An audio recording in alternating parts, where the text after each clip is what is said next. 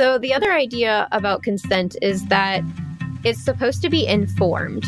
And something that people don't give kids the opportunity to practice very often is to ask an adult for more information before giving an answer. So there's this power dynamic that just happens naturally between adults and kids, where the adult has the power, the kid automatically doesn't. So if you as an adult can sort of pause that power dynamic for a moment, and when you're asking a kid, do you want to go to the store with me? Allowing there to be this second step where you say, are there any questions you want to ask before you answer? Because then you're teaching them how to give informed consent.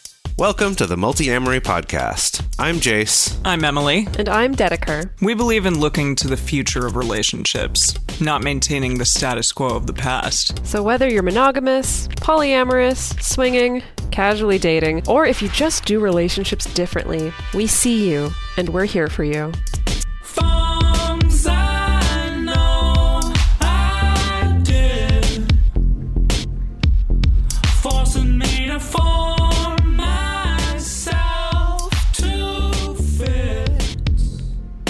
On this episode of the Multi-Amory Podcast, we're talking about children.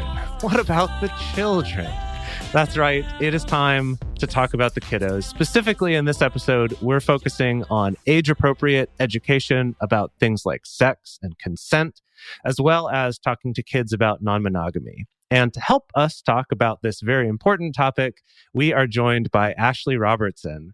Ashley specializes in childcare and education with 3 teaching degrees under her belt, as well as being a facilitator of the Our Whole Lives curriculum, which is a sex education program that covers the full range from babyhood all the way through retirement.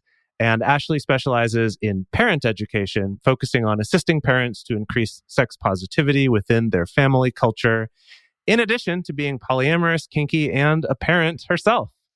So Ashley, thank you so much for joining us. I'm excited to be with you and super honored. I listen to your podcast religiously, and I can't believe that we're talking to you. Thank you so much. Yeah, thank you so much for being here. This is a topic that so many people have asked about and have wanted us to cover. And we've always hesitated to cover it because none of us have like our own direct children. By direct children, I mean there's children in our lives, but none of us have like our own bio kids that we're raising. And so we're so excited to have someone with your knowledge and expertise on to help our audience out. Thank you. I will say that I speak from a very specific set of experiences. So I can't speak for everyone, but I'm hoping to share stories and tips that might help you. Yeah. So could we start out by just telling us, like, how did you get into this? How did you end up with 3 education degrees? You know, what happened? Very impressive. How did you let this happen? I kind of knew for a long time ago that I was going to be a teacher, and did the whole go to college thing and got into the classroom and realized that it wasn't for me. I couldn't manage all of the systemic expectations of the way that we treat children in public schools. And so for me, I needed a different way of being a teacher that respected kids in a very different way. And so I opened my own in-home daycare, and I've been teaching the Our Whole Lives curriculum through the Unitarian Universalist Church for the past 5 years.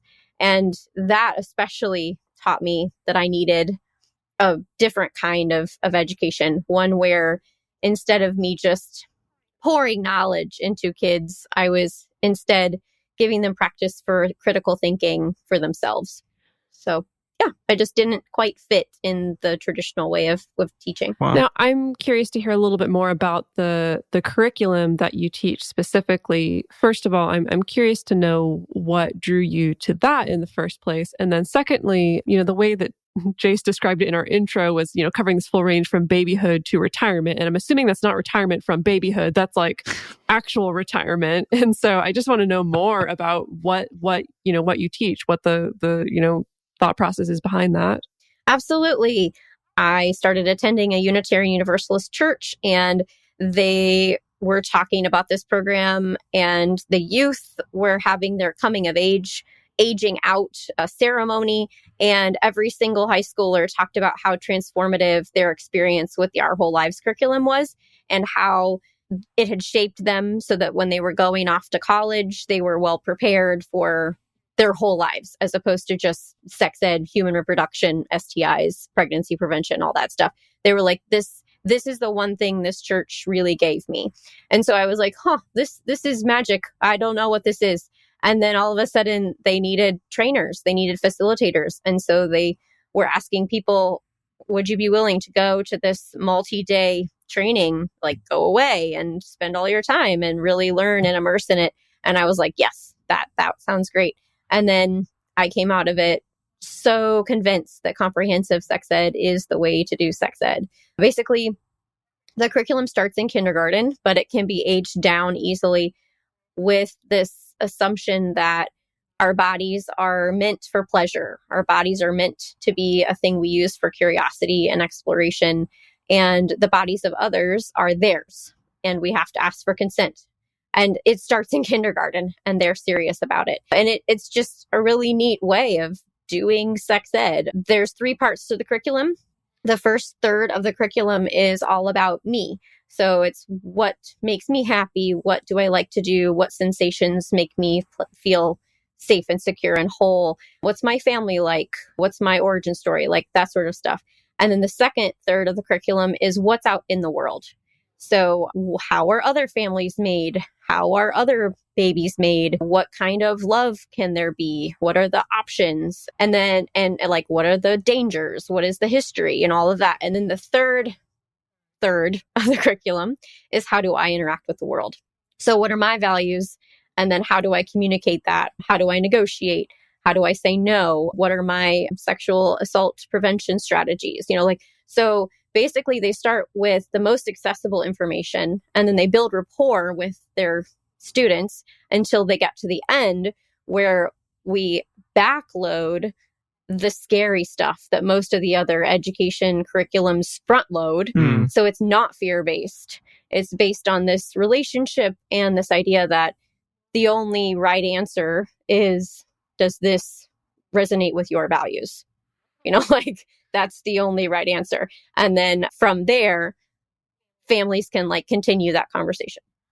I'm curious because you said that it starts when the kids are in kindergarten, but if they're moving through to retirement, does the curriculum continue, or is it also for people who have children who need to be implementing the skills found in the curriculum for their kids? Or can you explain that a little bit? I'm just like, how does it move to infinity and beyond with people? So each facilitator gets trained in an age group. Got it. So I was trained in elementary and then middle school and then high school. So I've done the youth portion, and then there is continued training. So if someone prefers to work specifically with just adults, there is an adult training. And then now they've expanded to older adults. Wow. And the curriculum is specific to the age group. It's not like you take the adult curriculum in order to implement it with your kids. You take the adult curriculum in order to do self-work for yourself. If you're interested in using strategies and lessons and workshops with your kids, then you would use the age-appropriate curriculum directly with your kids. So cool. I know of quite a few adults who could use that training later on in life. Sure. I feel like all of us, I'm just having my mind blown just thinking about the idea of having sex education where, like you were saying, the scary stuff is backloaded instead of front loaded. I can't even wrap my brain around what that must be like, because if I think about all of my sex education, it's like that's the most salient, vibrant, vivid thing that stands out in your mind is all the horrible texture. Show all the pictures. Exactly. Yes. And that's like, and just kind of dreading going to sex ed class because it's just going to be a bummer the entire time. Like, it's absolutely wild to me to think about starting from such a young age, your first conversations about sex and your bodies and consent are a positive thing is just wild. Yeah, I'm curious from your perspective, what did you feel about sex ed when you were growing up? A little titillated, actually. Like, Did it you? was absolutely, yeah.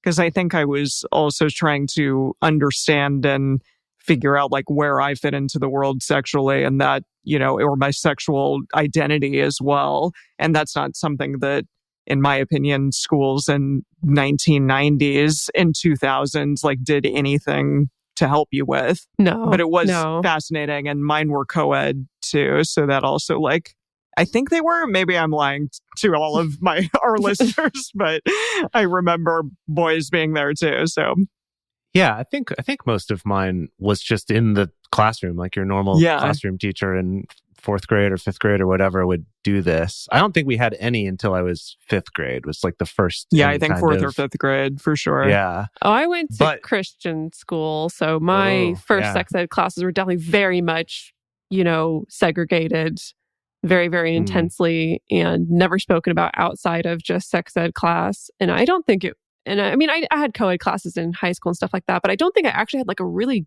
good sex ed class where I actually learned interesting stuff that felt relevant to myself in my life until I was in college, and I voluntarily chose to take a human sexuality class. Yeah, I took one. And I feel really glad that I did that, because I think that if I hadn't, I would have the, Christian school sex education. Yeah, I think to my parents' credit, I think the best sex education I got was actually a book that my mom bought for me. It was like the, What's Happening to My Body book for boys or something, one of those kind of I had the girls version of that. Yeah. And I mean, I was fascinated. I was so into this book because I am also a nerd. So I was like, wow, science and anatomy and, this is cool. And I think that I learned a lot of technical stuff there. But what's really interesting to me is that with all of us, and I'm like still can't even wrap my mind around what this would have been like, but none of any of it is about like discovering what you like or what feels good for you or how to express that or how to approach things like consent in a way that's like a positive, like consent is an awesome way to have better relationships. I'm like melting down even imagining what my life could have been if that had been the education I got instead. Yeah, these ideas of pleasure and excitement and curiosity and novelty and all of those being positive things are just missing from most curriculums. And sensuality, especially sensuality. The idea that a kid that's bothered by the tag in their shirt being validated for that being something that they can have accommodated for in a way that is sex ed. I mean, like, it's weird, but that's like an early thing a lot of kids struggle with. And the way that a parent addresses just that simple sense and need can be early sex ed. Yeah, I think that makes a lot of sense. I think so many of us grow up socialized to just really ignore our bodies. It's like we really overvalue kind of the whole head experience and really undervalue the body experience. And so then, when it comes to trying to learn to distinguish between what actually does feel good to me, what doesn't feel good to me, versus what have I been told should feel good to me, what have I been told should feel bad to me, that you can, grow up with all that really muddled. So it makes a lot of sense that it can start just with like, the shirt tag. Yeah. I feel like even pretty run-of-the-mill sex education in the States tends to get a lot of pushback from various people for various reasons. Have you gotten pushback? Have you gotten concerned parents regarding this particular curriculum? The people that seek out this curriculum know about it. And so, no. But I will say finding places that are willing to house this curriculum or host this curriculum is very, very hard. Also, I live in Indiana, which has a actual state law that says abstinence is the only option for public school education. Cool. And that's not what this curriculum is even a little bit, because science says that doesn't work. So in Indiana, especially, I have trouble getting clients, finding schools that will hire me. Yeah. Right. And so it would have to just be private schools and like charter schools and things like that, right? And extracurricular activities that parents private pay for, like piano lessons or gymnastics. Yep. Wow. Yeah. But really incredibly important. And I think all three of us so important. Think about how it could have changed our lives and our early experiences with these topics. Absolutely. Right. So for anyone who is in an area that has a Unitarian Universalist church, I would recommend contacting them and saying, hey, when is your next Our Whole Lives curriculum available? Because most of the UU churches also won't advertise to the public just because of the potential issues that can cause. And so you'd have to contact the church and say, also UUA. The UUA also runs this curriculum, Unitarian or United Church of Christ. UCC, that's what it is. UCC. So the UUA, Unitarian Universalist Association, and the UCC, United Church of Christ, they both run this curriculum privately. And so if you're interested in participating, you could contact your local congregation and see if they have some openings. Are both and of those... Yeah, I was going to ask, sorry, are both of those churches like fairly woo-woo, like not going to have an issue with talking about sex with kids?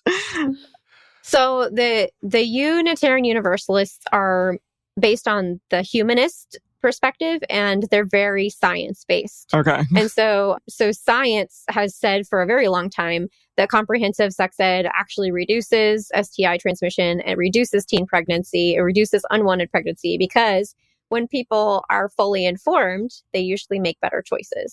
So the UU Church is all about this, like, giving us the real deal, letting us make choices. And then the UCC, they do church, they do religion differently, basically, than a lot of the other more staunch versions of Christianity.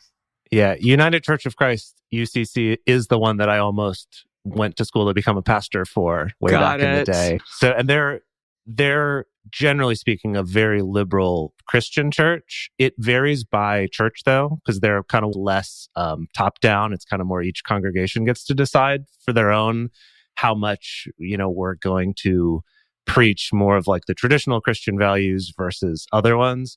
I think for those of you out there listening who may be kind of put off by the idea of going to a church for anything, I think that Unitarian is a good way to go, because I know it's called a church, and probably for tax reasons that's important, but it's really not. It's almost more like school or like free lectures about humanism and various religions. Like you'll kind of learn about religions rather than practicing them or being told this one's the right one.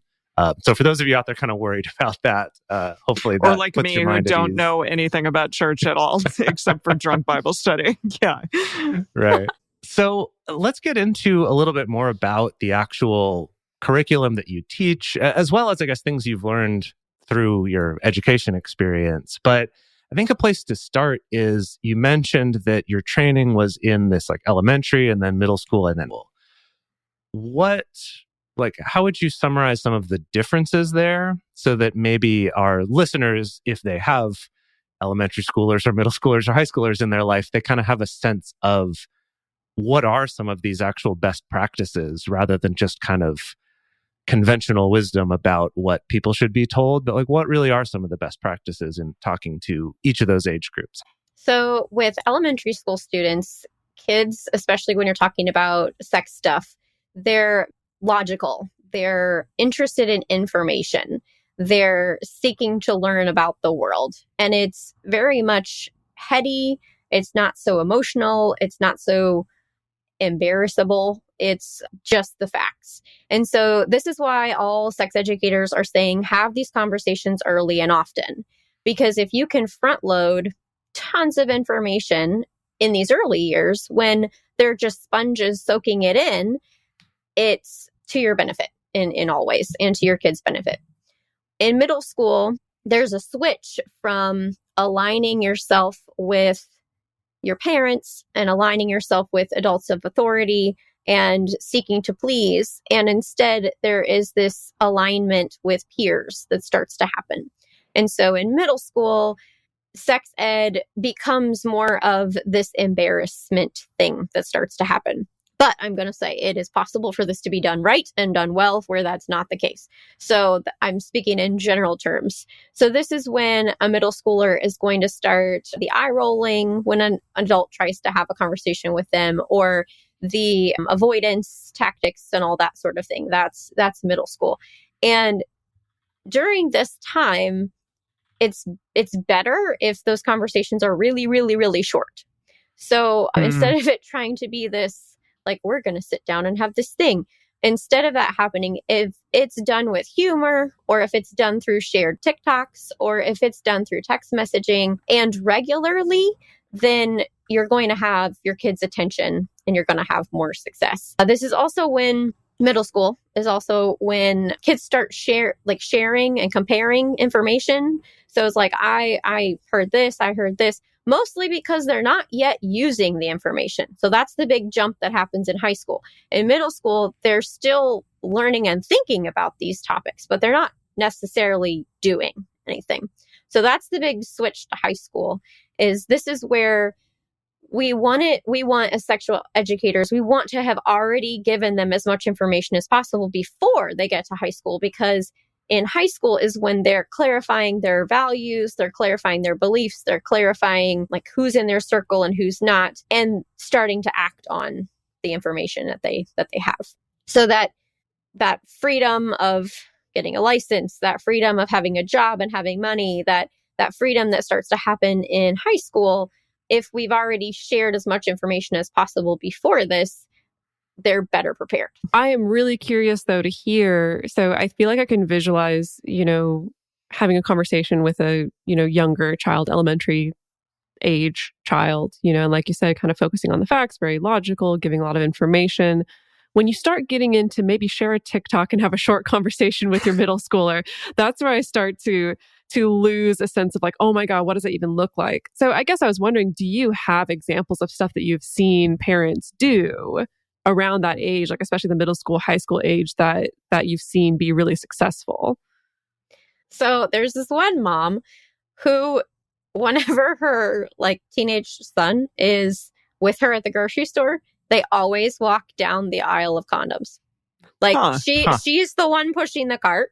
And so she's the one that's like charting the path of the grocery store. And so they just always walk past it.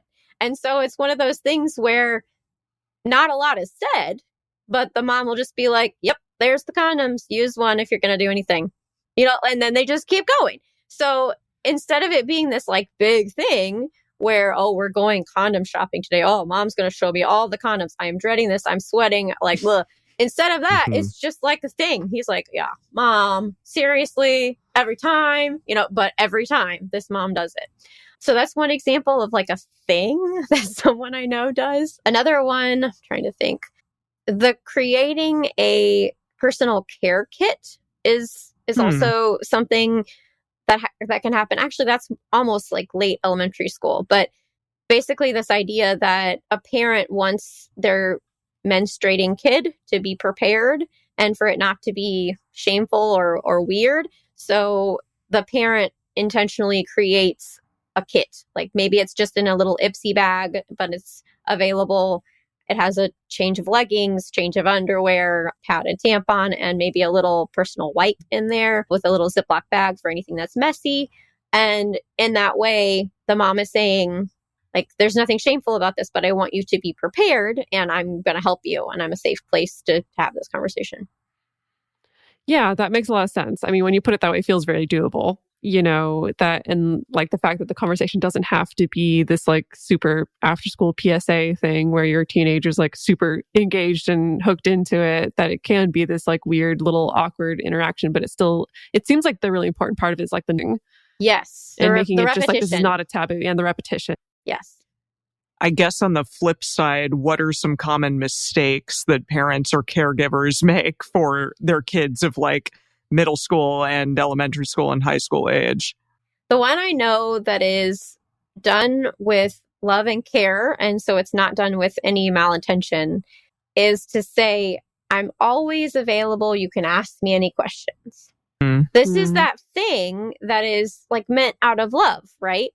But what it does is take the responsibility off of the shoulder of the adult and put the entire responsibility into the lap of the youth. Instead, adults should be saying something like, I'm going to continue to ask you these questions because this is important. And I know that there are going to be things that come up. So I'm here for questions, but just know I'm going to continue interjecting into your life because this is important information. So creating a different way of saying, I'm here if you have questions, but making sure that they know you're still going to spearhead those conversations, you're still going to take on that responsibility. You're not just like, this is a one-time thing I'm going to say, and then that's it. Very cool. So when you were talking about these different ages, right, it makes total sense, but it was really surprising when you said, elementary schoolers, young kids, they're very logical and non-emotional about it. It's like, yeah, of course, because it doesn't matter to them. It's not like there aren't stakes for them yet. It is just like learning about the world. And that's, first of all, mind-blowing to think of it that way. And I love that. But then you were talking about, middle school and then into high school, we're kind of getting into where they're sharing information, they're, kind of learning things and then starting to apply them, develop their own values. And I would imagine also that's the age where porn starts becoming a part of people's sexual education for good or bad. And so I'm curious, how does the curriculum and, what you've seen, how is that addressed? I know that when we posted about this for our patrons, there, some people talking about like a lot of their focus is on trying to, prevent their children from having access to porn. Whereas others, it's like maybe we talk to them about it more and kind of, I'm just curious, what does the curriculum say about that? How's that addressed? So there's one workshop about pornography in the high school curriculum, and it's a little lean for my opinion. Basically saying pornography is for 18-year-olds and older. It's for adults. I say that that's lean because I think that is the law, but the reality is that youth have access to a lot of things. So I definitely watched porn before I was 18. Absolutely. Yes. Yeah. So I would prefer that content to talk more about sources for ethical porn and to talk more about like collaborative problem solving with your youth, your kid. So the idea being you as a parent come to your kid and you say, this is a problem that I see. I see that I keep having like hits on my, I don't even know the right words right now. I keep seeing hits on sites that are not supposed to be something that you're looking at. But I think that there's a need here that you're trying to fulfill. What are some solutions we could come to manage this? So instead of it just being like, I'm the hammer, I'm bringing down the hammer. Instead of it being that kind of parenting style, being more collaborative about it, saying, I see this happening. It is a problem.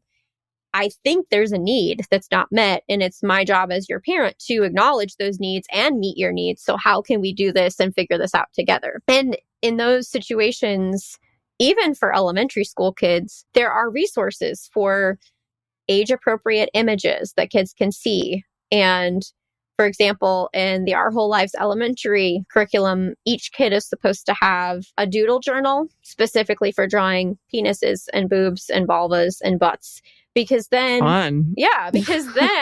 like they're not doing it at school at inappropriate places on their assignments. They have a place where it is safe and acceptable for them to explore that. And so that sort of thing. If you're a high schooler is interested and curious and has a need, there should be accessible resources for fulfilling that need, especially erotica, because erotica is one of those things that they can write or they can read, and it's up to their own imagination to fill in the pictures for some of that.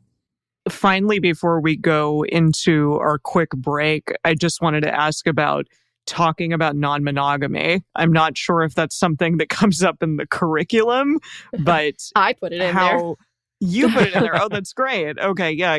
So how does one even get into age-appropriate conversations with kids on that subject? And is there a threshold in terms of like time period at which one should begin talking about it? Or can you kind of, talk? So there's at least 2 workshops about family diversity. One of them is specifically like, what can families look like? And then the other one is more how are babies made? So one happens early on in the curriculum and one happens later.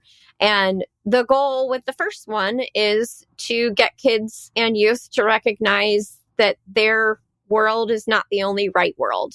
Like, whatever your family looks like is not the right one, that there's all kinds.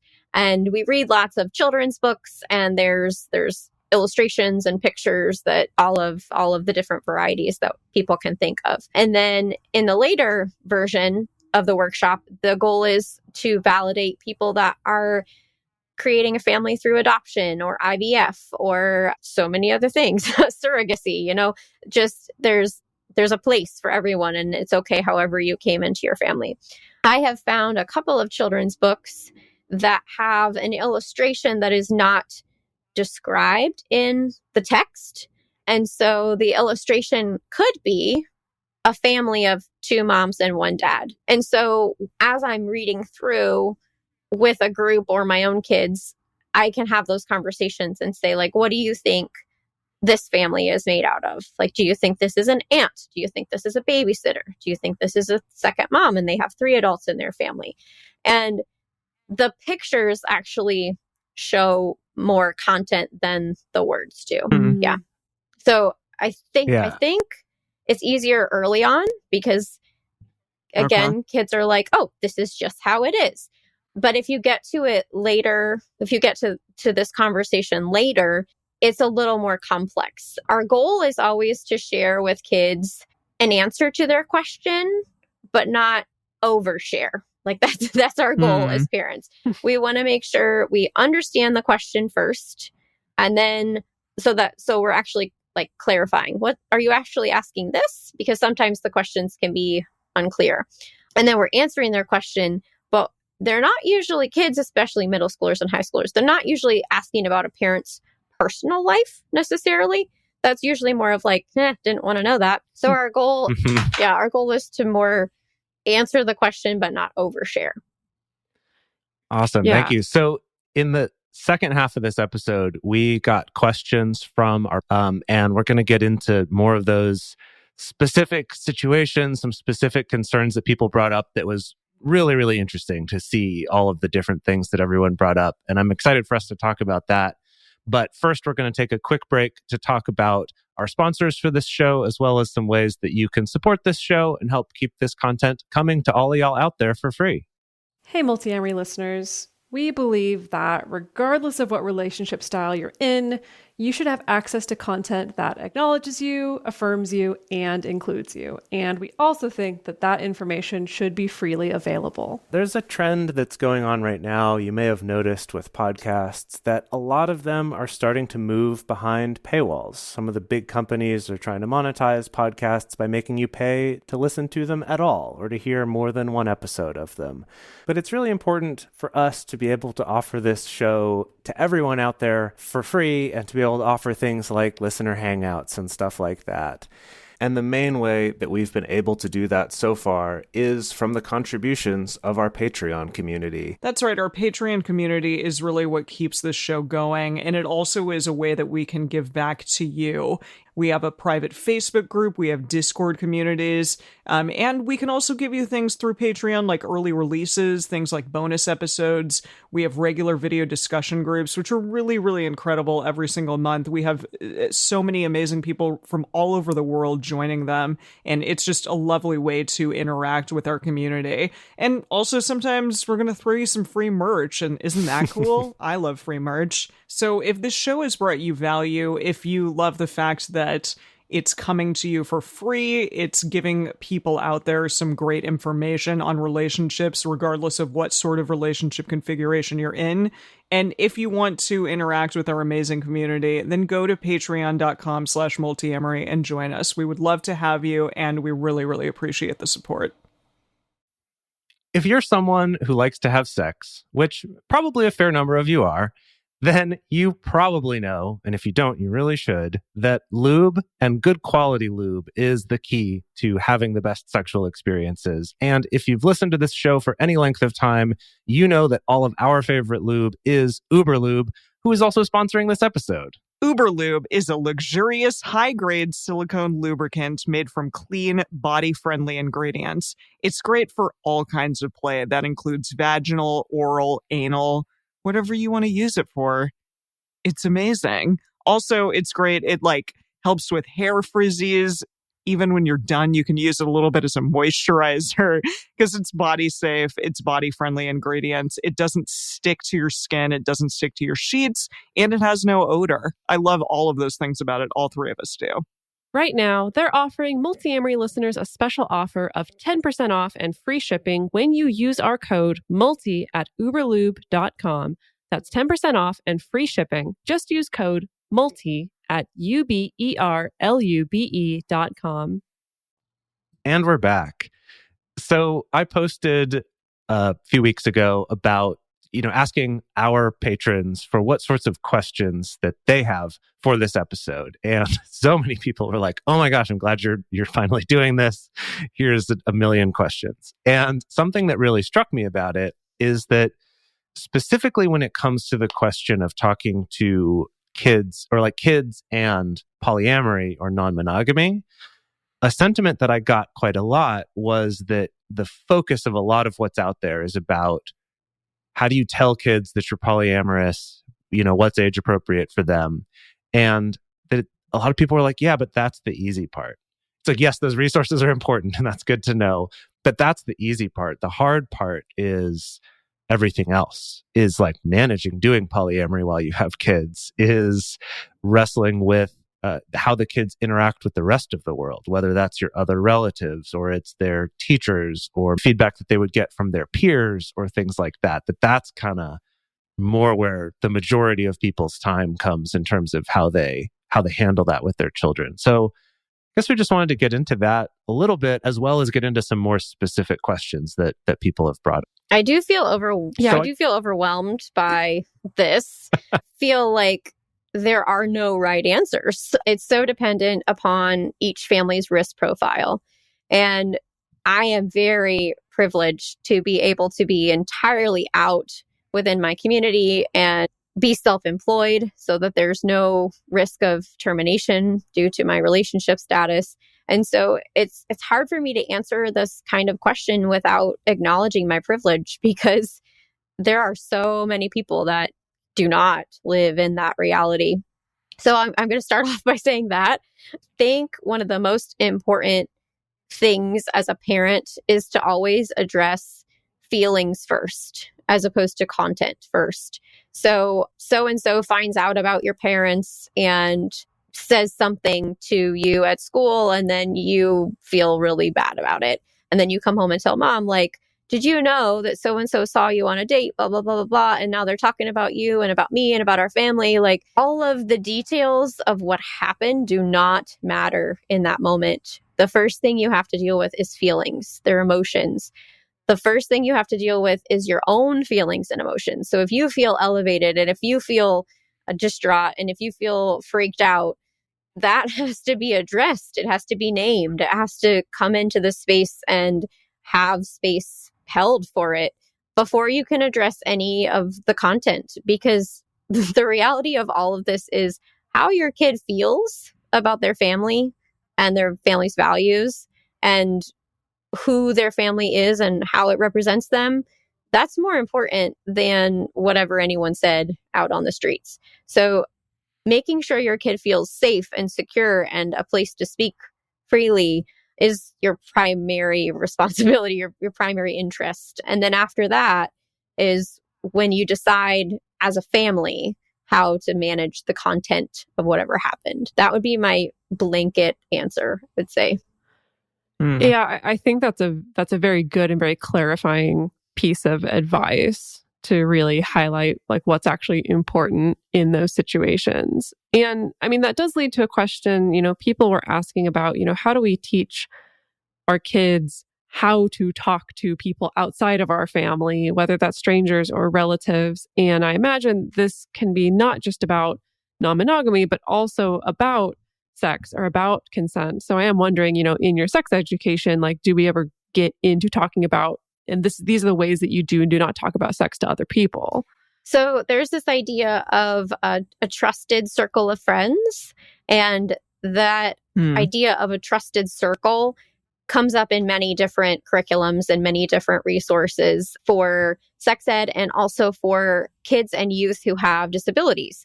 So this idea, especially for kids with autism, where they might not necessarily have a great grasp on social situations, they need to be told, this is a trusted person in our circle, versus that's not that's not a person in our circle. And then they learn different behavior based on if that person is trusted or if that person is in their circle or not. So for example, a kid with Down syndrome is taught the people in their circle and taught they can hug and kiss people in their circle. Everyone else needs a wave or a high five. And for that example, you're teaching a set of social expectations that go with the developmental needs of your kid. So this can be applied to non-monogamy as well. You could say, there are people in our circle, and these people you can say whatever you want to. I trust them. They can babysit for you. They can help you wipe your butt if you need help. Like these are our trusted circle people.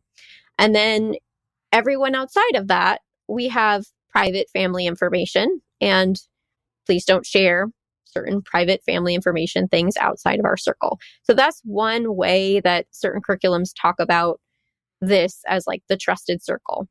It's also a good opportunity to share this idea of bias and racism and acts of unkindness and have some real conversations with your kids about what's out there in the world. And you can do that without being a majorly depressive parent. You can be like, this is the reality. And most kids can balance that in a way that doesn't make them anxious. It doesn't make them worried, doesn't make them sad. So there are ways to teach about the realities of the world matter-of-factly and give your kids tools in order to navigate that. Yeah. Something I wanted to hit on just because you started talking about it a little bit, but we did have a question specifically about tips for sharing with kids who have special needs or who are neurodivergent, have Down syndrome or autism spectrum or something like that. And I think that explanation of circles and kind of more explicitly laying out, these are not only social expectations, but also kind of how to keep you safe and what's acceptable in that way. I was just curious if you maybe had some other things having to do with just, does sex education change in other ways in those situations? Are there any kind of tips for that? Yes. So kids with disabilities are primarily still kids. They all have their needs, their desires, their impulses. And so it's most important to see the human before we see the disability.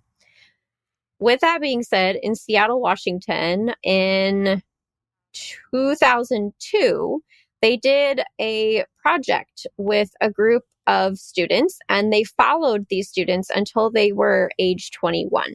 This project included explicit instruction, extensive instruction in sexual behaviors, and looked for associated outcomes. The most interesting part about this study was that there was no in-classroom content that was taught. Everything that was done through parent education, teacher education, and social emotional learning. So there was no discussion about parts or STDs or pregnancy or any of this stuff. And then once these students turned 21, they were surveyed about their sexual experiences and their number of pregnancies. The majority of these students had a lower than average rate of pregnancy and STD contraction by the age of 21. The interesting part about all of this is that primarily we think that students with disabilities need extra instruction and explicit instruction in order for them to benefit from whatever it is we're teaching them. And the reality of this program in Seattle was that they didn't need specific instruction on sex ed topics. They needed instructors that were informed about sex ed topics and parents that were informed about sex ed topics. And then they needed social emotional training as opposed to learning about sex ed in order to reduce their number of pregnancies and STIs. So I find that interesting because really that project is saying that the most important part about sex ed is being able to negotiate, being able to say no, being able to make choices for yourself, being able to say your feelings, being able to know who is a safe person to talk to, who is a good friend, who is not a good friend. Like these social emotional skills that are just super invaluable. And so for a youth that has been diagnosed with some sort of disability, making sure that they have social emotional supports and social emotional training and activities and workshops and practice is actually more beneficial than necessarily needing to tell them more about sex or more often about sex or anything in the human sexual health and reproduction vein. So I thought that was sort of encouraging for people. Yes. No, and it really encourages, well, I've been on a soapbox for many years about the fact that it seems like we teach people to like put on a condom. If you're lucky, we teach you put on a condom.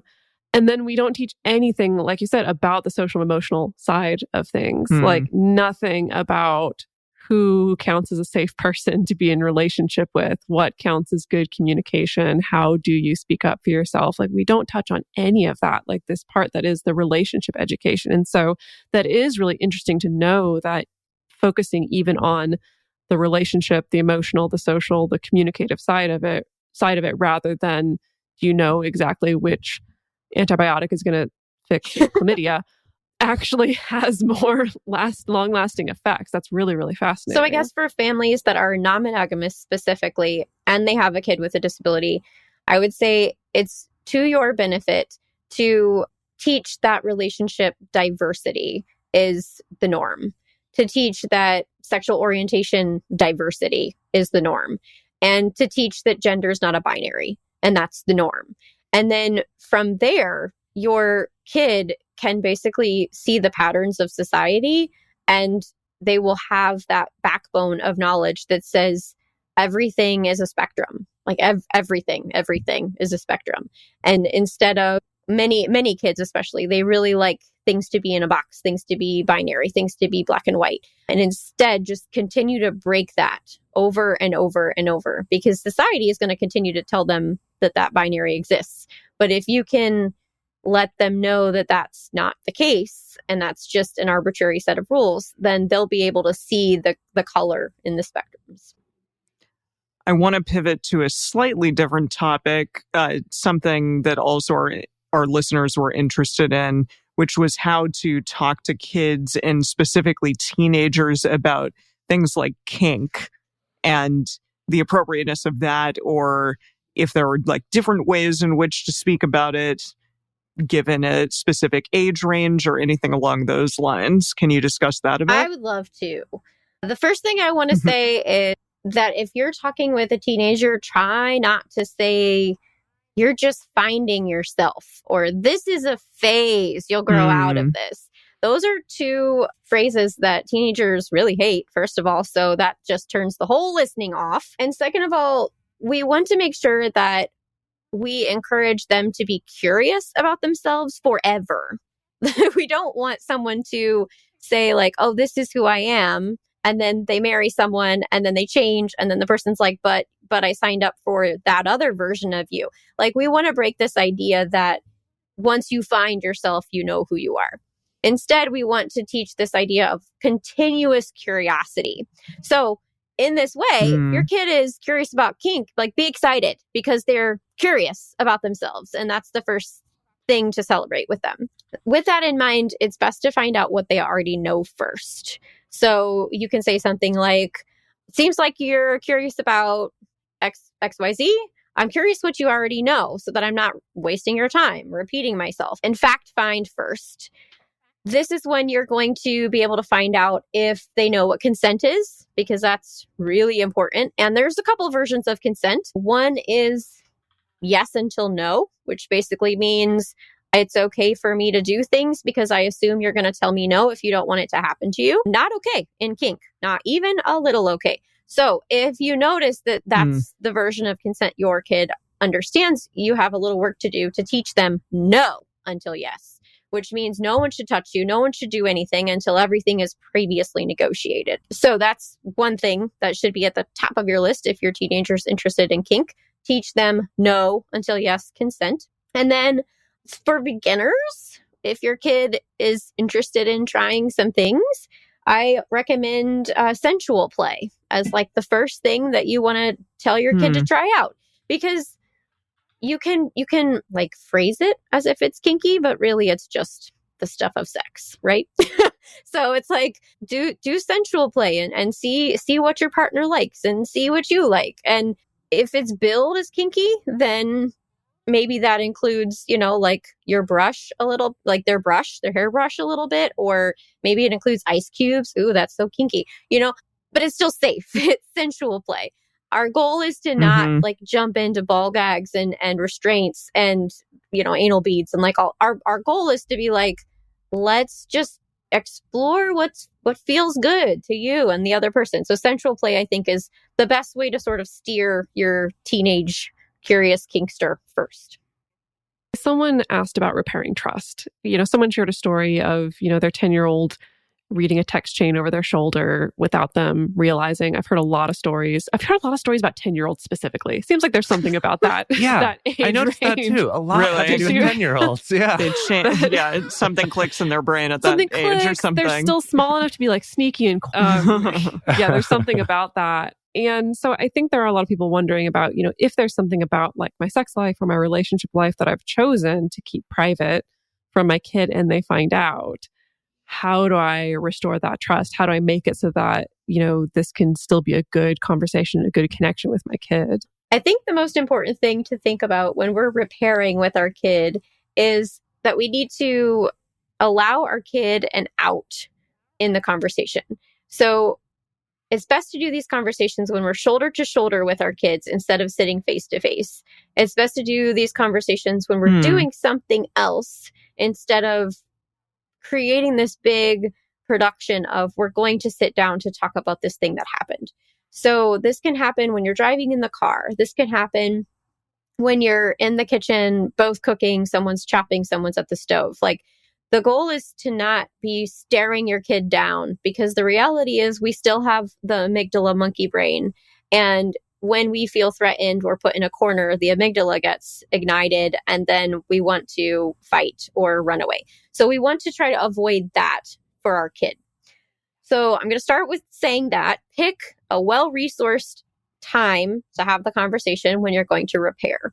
And then acknowledge that the thing happened. Like, I noticed this thing happened. You're not in trouble, but I felt weird about it. And you probably had some feelings. What was your experience of that? Leaving space for them to say, oh, I was so pissed at you, or no big deal, or whatever. Let them sort of guide where that's going. And then you say how you felt about it and what you think they're feeling if they didn't want to say what they were feeling. Like, I felt like my privacy was invaded and I felt like I didn't handle it very well and I'm remorseful. I think you felt frustrated and confused. And then you sort of leave space for them to say, yeah, I was. And then ponder something. I wonder if I could have done something different to avoid that. I don't want to make you feel frustrated or confused. And I'm sorry. So from that point, you've sort of, if your kid hasn't engaged with you, they don't want to share their feelings, they don't want to open up, you have done that work for them. And at this point, you can say, there's some things about being an adult. That means I have to keep some things private. It's not kid stuff. And you can sort of state the boundary. And you can enforce a new rule. This is the strategy I want to share with everyone. There is a family I know of that has a 1-question rule. So you can explain to your kid. So in these situations where something comes up like this, and it is definitely an invasion of my privacy as an adult, as your parent, I still want you to have the ability to ask questions about that situation.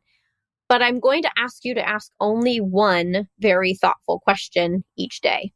So this way, you're telling your kid, yeah, you can be in my business and you can know stuff, but you better ask the right question, because you only get one question today. And then tomorrow you only get one question, because this is my private business.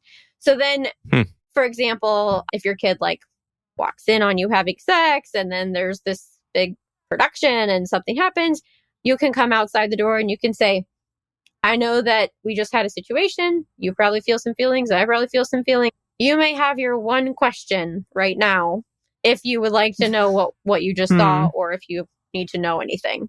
And then your kid thinks about what question they want to ask, or they're like, no, I don't want to know anything. But many times you get an inquisitive kid that will ask one question and then another, and then another, and then another, and then another, until they're getting like all the information you didn't want to share, and it's invading your privacy. So in this way, the one question rule helps them know they need to really think before they ask the question. And if you think that they're asking a question quickly and they're not really thinking it through, you can be like, is that your one question? And then sometimes they'll like revisit that and ask a different question. But that is one strategy for these situations. Like, okay, your kid found out they were reading text over your shoulder. They might want to pry into past that boundary. And it's okay if you want to offer them one question. I like that. It really seems like, good. This seems a good balance. Yeah, absolutely. Because I do think what I've noticed of a lot of parents when their kids find something out, at least the parents that I know, I think in my circle, in these much more like sex positive circles or non-monogamous circles, do feel a little bit of pressure of like, well, once the cat's out of the bag, if my kid wants to know something, I have to tell them. If they have questions, I have to sit there and answer like 6 billion questions, or have to come up with an answer to it. And I do like that being kind of the middle ground, right? Of giving the opportunity to ask the question without it having to be, I have to absolutely do the information dump on my child. So our listeners were interested in what the best books were to read with kids on these subjects, if there are any out there that you would recommend. I think that you talked about that before, that there were a couple that you were going to recommend. I have a personally curated list of the best books out there. I have been creating it for 5 years. It is organized. Goodness. So my very favorite book for teaching consent with young kids is Can I Give You a Squish by Emily Nielsen. It's about a little mermaid kid who accidentally squishes or hugs a pufferfish, and then the pufferfish puffs up because he doesn't like hugs. And the little mermaid learns that there are other ways to show affection, and that an ask needs to happen first. Wonderful You is by Lisa Graff. And in this picture book, it shows a potential polyamorous female-male family. It shows all sorts of different families. It's all about family diversity. And basically the repeating phrase of the book is, we waited for you, we wanted you. And the we changes on every page. Another amazing book is The Bare Naked Book by Kathy Stinson. You're going to want the updated 2001 version of this one. And in this book, there is a double page spread all about genitals. And it states specifically that genitals are just for you. And it's geared for age 5 and younger. So like this is getting it in early, which is really great. Wow. Really great. I love the book Duck Rabbit by Amy Kraus Rosenthal, because the entire book is an argument between two characters that are reading the book about what illustration is on each page. Is it a duck or is it a rabbit? And it could be either on every single page. And so this book creates a great way to dialogue with kids about what is right and what is wrong. Like, why do you have three dads and they have a mom and a dad? Are you a good family? Are they a good family? Are you doing the right thing morally? Are they doing the right thing morally? And so this Duck Rabbit book creates space for that conversation. Different perspectives are good. Yeah. That's amazing. That's come up actually in a lot of conversations we've had about sort of no one having a monopoly on objective truth, and that all of us have our own perceptions. And that book seems like that might really get to the heart of that. Yes. That's awesome. Another one that follows the same line of thinking is Penny and the Plain Piece of Paper by Miri Leshem-Pelly. And Penny is a little scribbly character, and she wants to go visit different types of print. So she goes to a map, and the map key tells her, oh, you're not, or she goes to a map and the compass tells her she's not on the map key, so she has to leave. And then she goes to a coloring book, and the characters on the coloring book say she doesn't have a black outline, so she has to leave. So she just keeps going to all these different pieces of print, and she keeps finding out that she doesn't fit in with their rules. So at the end of the story, she creates her own picture with her own rules, and then she invites all of the characters from all of the other versions of print into her world and says, I make my own rules. Love that book. Nice. That's lovely. Wow. Yeah. In terms of actual like sex ed, the best book for little kids is What Makes a Baby by Corey Silverberg. And in this book, I love that it says some have a uterus and some have a penis. So it is trans friendly. And for youth that are like ages maybe 7 and older, it's perfectly normal. Changing Bodies, Growing Up, Sex and Sexual Health by Robbie H. Harris and Michael M. Burley is the textbook that we use for the Our Whole Lives curriculum. Nice. Yeah. Nice. That seems like a wealth of information for people to dive into. That's so exciting. Yeah. And we will link to that list that you have, and that I guess is continually updated, right? Yeah. So as things get added to it. Constantly growing. It's like over 100 books long. Nice. Oh, wow. That's amazing. Fantastic. That's so great. Excellent. Gosh. Well, Ashley, thank you so much for taking the time to come on here and talk to us about this. I know our listeners have been waiting for this topic for a long time, and hopefully we'll do more episodes in the future about this as well, because this is awesome stuff and really, really great. In our bonus, we're going to be talking a little bit about handling things like disclosure and teaching consent and sort of what's okay to say to kids that are not your own. Perhaps they're a partner's kids or a niece and nephew or something like that. I'm just going to talk about that. I personally am really interested to know for my godson, kind of how can I be the best cool uncle to him? So we're going to do that in our bonus episode. But before we wrap up, Ashley, can you tell our listeners where can they find more information about you, the programs that you do, and stuff like that? Absolutely. I curate content daily for a Facebook group called Let's Talk About Sex Ed with Miss Ashley. I also have a website, www.misshleysexedin, as in Indiana.com. And you can also, I think you can Google search comprehensive sex ed, and I pop up in Indiana. Well, thank you so much. And to all our you. listeners at home, thank you for joining us. And we would like to continue this conversation with you. On our Instagram, we're going to be posting our question of the week, which is, how do you talk to your kids about sex? I'm really interested to hear how people are approaching this. And I know it really varies by how old your kids are and what your life is like. And so I think that'll be a great place to kind of see the diversity of how many people handle this. Also, if you just want to talk about this episode, the best place to share your thoughts with other listeners is on this episode's discussion thread in our private Facebook group or Discord chat. You can get access to these groups and join our exclusive community by going to patreon.com/multiamory. In addition, you can share with us publicly on Twitter, Facebook, or Instagram. Multiamory is created and produced by Emily Matlack, Dedeker Winston, and me, Jace Lindgren. Our episodes are edited by Mauricio Balvanera. Our social media wizard is Will McMillan. Our production assistants are Rachel Shennewerk and Carson Collins. Our theme song is Forms I Know I Did by Josh and Anand from the Fractal Cave EP. The full transcript is available on this episode's page on multiamory.com.